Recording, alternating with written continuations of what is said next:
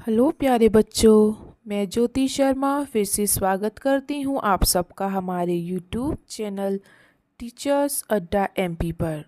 और आज आपकी पर्यावरण कक्षा 4 की क्लास होने वाली है बेटा, क्लास नंबर 110, जिसमें मैं आपको सप्ताह 19 का दिवस 4 कराऊंगी।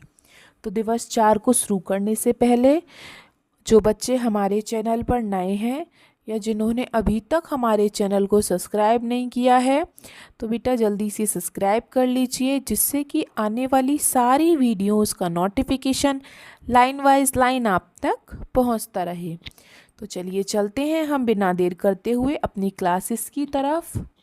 तो हमारा पाठ 17 चल रहा है और पाठ का नाम क्या है? नंदिता मुंबई में। तो चलिए चलते हैं हम अपनी क्लास की तरफ। सप्ताह 19 का दिवस 4 और आज हमारे सीखने के बिंदु बेटा क्या हैं?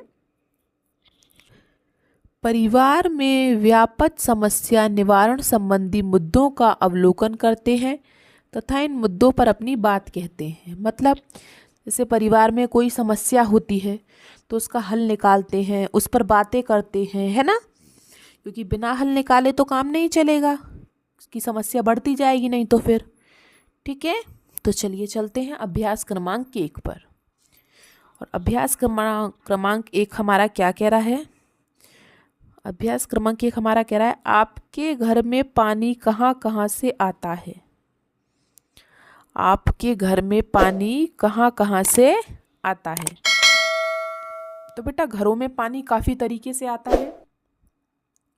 जैसे किसी के घर में नल लगा होता है, किसी के घर में बोरवेल होता है, किसी के घर में हैंडपंप लगा होता है, उससे आता है।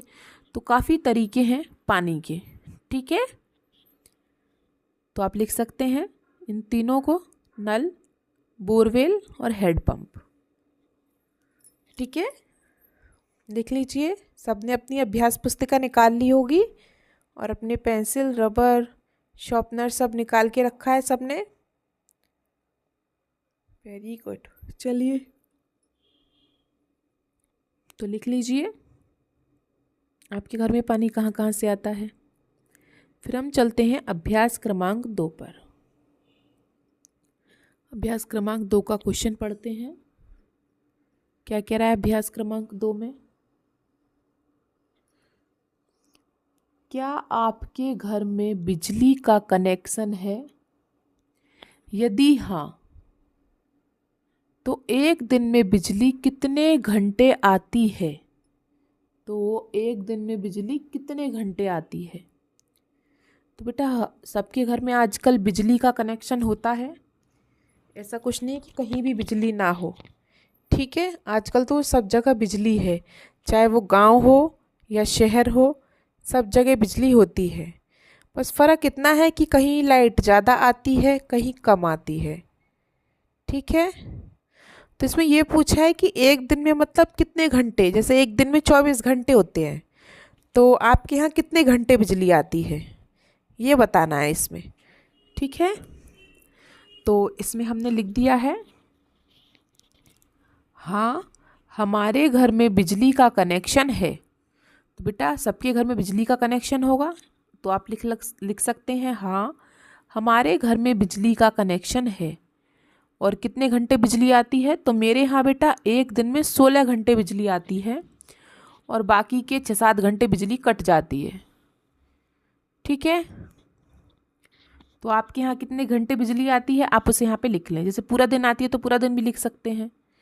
ठीक है, तो आप ये क्वेश्चन लिख लें, हाँ हमारे घर में बिजली का कनेक्शन है, एक दिन में 16 घंटे बिजली आती है।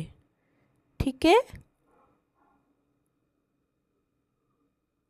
चलिए तो ये अभ्यास क्रमांक 2 भी हो गया होगा सबका। अब हम चलते हैं अभ्यास क्रमांक 3 पर। ठीक है, अभ्यास क्रमांक 3 क्या कह रहा है? बस्ती में क्या क्या समस्याएं होती हैं लिखिए। तो बेटा पहले तो ये जानो कि बस्ती क्या होती है। जैसे बड़े बड़े शहरों में क्या होता है कि बड़े बड़े शहरों में बड़े बड़े घर होते हैं। ठीक है। तो गरीब लोगों को छोटे छोटे घर नहीं मिल पाते हैं, तो वहाँ क्या होता है, ऐसे सरकार घर बना देती है, तो वो सब एक एक कमरा बना देती है सबके लिए, तो उनको दे देती है। लेकिन वहाँ क्या होता है, वहाँ घरों में नल नहीं लगा होता है। ठीक है। तो वहाँ पानी की समस्या होती है। एक बाहर नल वगैरह लगा होगा, उसी से भर के पानी लाना पड़ता है। शौचालय नहीं बना होता है, तो सबको सार्वजनिक शौचालय में ही जाना पड़ता है। तो बस्ती इस तरीके की बस्ती होती है, तो वहाँ काफ़ी समस्याएं होती हैं। पानी की, एक ही कमरे में रहने की, शौचालय जाने की, पढ़ने की, बिजली की काफ़ी समस्याएं होती हैं। वहाँ बिजली बहुत कम आती है। ठीक है। तो बस्ती उसे कहते हैं जहाँ पर एक ही नल लगा हो। ठीक है। एक जैसे ही घर बने हो, सब एक एक घर में रहते हो। ठीक है। तो बस्ती में क्या क्या समस्या होती है बेटा?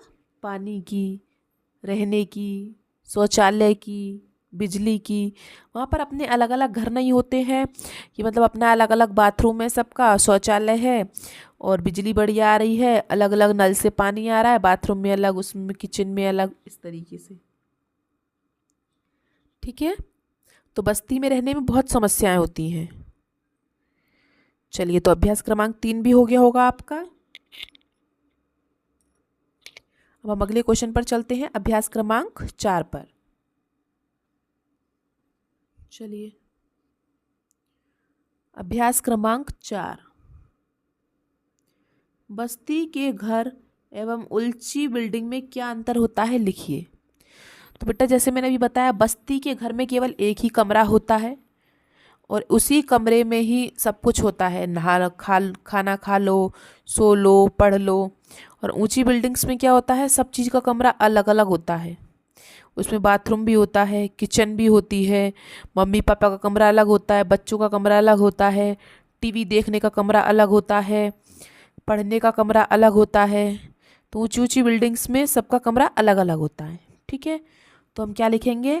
बस्ती के घर में एक ही कमरा होता है, ऊंची ऊंची बिल्डिंग्स में सबका कमरा अलग अलग होता है। ठीक है। यहाँ लिख लें, बस्ती के घर में एक ही कमरा होता है, और भी लिख लें। ठीक है। और ऊंची ऊंची बिल्डिंग में सबका कमरा अलग अलग होता है। ठीक है बेटा। तो इस तरीके से आप इस क्वेश्चन को लिख लें।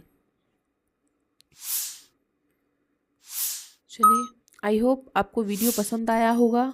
हमें कमेंट बॉक्स में ज़रूर बताएं आपको वीडियो कैसा लगा। वीडियो को लाइक करें, अपने दोस्तों के साथ शेयर करें, और सब्सक्राइब करना ना भूलें। मिलते हैं बेटा हम आपसे अगली क्लास में। तब तक के लिए आपका दिन शुभ हो। Have a nice day.